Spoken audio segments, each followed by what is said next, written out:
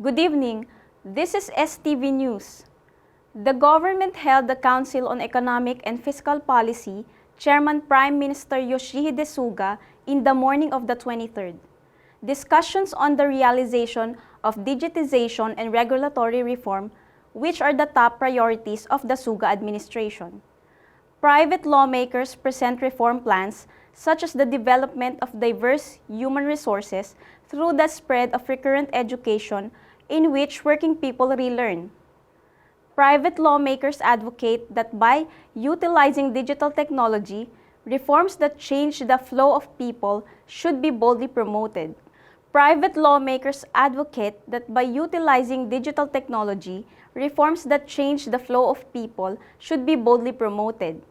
In order to develop human resources for revitalizing the local economy, we request that a policy package for work style reform be formulated within the fiscal year to create an environment where employees can advance their careers while working. In addition to promoting the introduction of a leave system for education and training, it also emphasized the need to develop rules such as labor management for the establishment of telework.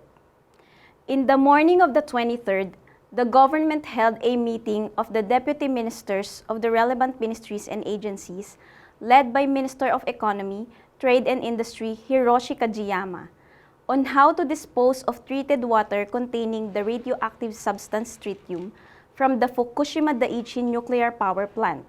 The opinions received from local governments and fishery organizations, which have been held 7 times since April, and the opinions received in the open call for participants in writing will be organized and used as a reference for future studies. The government has decided to dilute the treated water and let it flow into the ocean and is coordinating to hold a meeting of relevant ministers on the 27th to make a decision.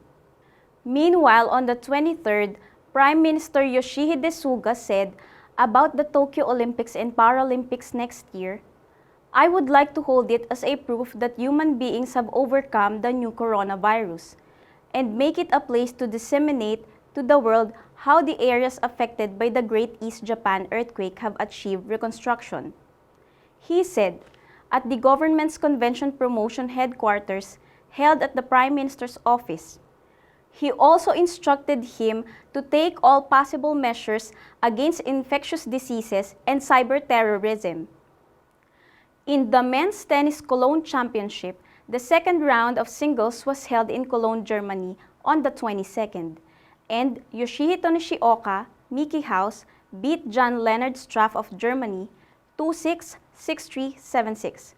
Nishioka advanced to the quarterfinal. Villarreal's KUBO made the debut of the European Union UEFA-sponsored tournament by taking advantage of his first chance to start. 13 minutes in the first half, when the opponent GK flicked Samuel Chukwueze's middle shot, he quickly rushed to the spilled ball and shook the goal net with his left foot. First goal after joining the long-awaited Villarreal, KUBO clenched his left fist and smiled and hugged his teammates who ran up. That's all for today. See you tomorrow for another news update.